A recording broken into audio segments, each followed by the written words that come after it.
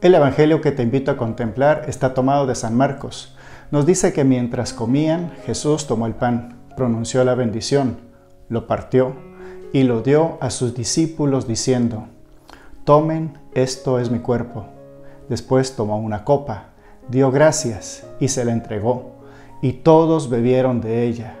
Y les dijo: «Esta es mi sangre, la sangre de la alianza, que será derramada por muchos». Este episodio del Evangelio en la fiesta del Corpus Christi ocurre en la que llamamos la Última Cena, que también fue el último momento en el cual Jesús compartió con todos sus discípulos. Si me permiten, deseo presentar algunos elementos que rodean a esta Última Cena. Es probable que los pasemos desapercibidos, pero son muy importantes. Esta Última Cena, lejos de lo que imaginamos, fue un encuentro de tensión y de incertidumbre, lleno de contradicciones. Antes de la cena, en el mismo capítulo 14, versículo 10, Judas ya había decidido traicionar y entregar a su maestro. E inmediatamente después de la última cena, en el capítulo 14, versículo 30, Pedro niega a su maestro. Fijémonos en la capacidad del autor del Evangelio de presentarnos la última cena en el centro de dos episodios nada agradables. La entrega generosa de Jesús se encuentra en medio de la traición de Judas y la negación de Pedro.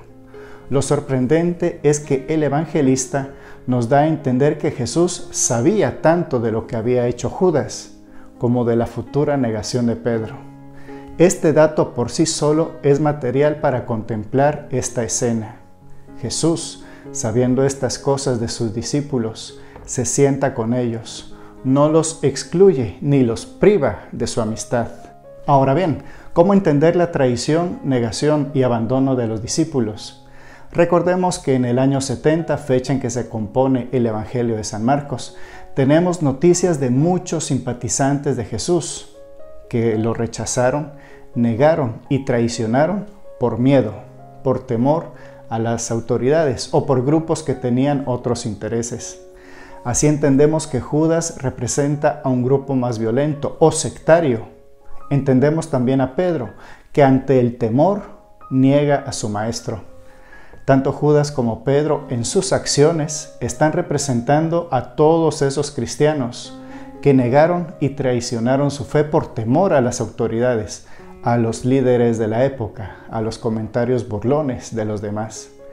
Estos cristianos, este grupo de cristianos, sintieron que habían roto la relación con Jesús. Y aquí viene la pregunta que surge cuando nosotros, en nuestro diario vivir, traicionamos o fragmentamos una relación. ¿Será que me perdonará? ¿Será que me abandonará y me privará de su amistad? La última cena nos ofrece una respuesta en obras y no tanto en palabras. En la última cena, expresión de máxima entrega, la traición y la negación no importan. Jesús no le impidió a Judas sentarse a la mesa, tampoco expulsó a Pedro. Este fragmento del Evangelio sirvió de alivio para esos cristianos que habían renegado de su fe por temor o por miedo, porque comprendieron que Jesús no rompe la relación con ellos. Por lo tanto, regresar siempre es posible. Restablecer la relación con nuestro Señor siempre es posible. Ante este espejo podemos confrontar nuestra espiritualidad, nuestra fe, el hecho de ser creyentes, porque por más años transcurridos seguimos traicionando, negando y abandonando a nuestro Señor por miedo, por el qué dirán, por presiones de grupos que son violentos. Otro elemento que deseo resaltar es que en el capítulo 14, versículos del 3 al 9, tenemos el gesto de fidelidad de una mujer que no tiene nombre. Unge a Jesús como preparándolo para su destino. Esta mujer, todo lo contrario a lo que representan Judas y Pedro, ella consigue entender y aceptar a Jesús como el Mesías. Sabe que su Señor va a sufrir, pero ella no huye, no lo abandona, no lo niega. Se presenta ante todos como una mujer de fe sin miedo a las críticas de todos, incluso de los propios discípulos. En el Evangelio de Marcos, uno de los temas dominantes es el camino discipular, representado por los personajes principales y secundarios. No son pocos los pasajes en donde un personaje secundario sorprende con un acto de fe y de valentía que supera o que va más allá de lo que los propios personajes principales han hecho. Esta es otra clave de lectura para comprender este fragmento del Evangelio. Para terminar, la última cena se realizó en un ambiente tenso y lleno de contradicciones, de fragilidad, de temor y de debilidad. Pero ello no evitó que Jesús realizara el gesto de autodonación o entrega total.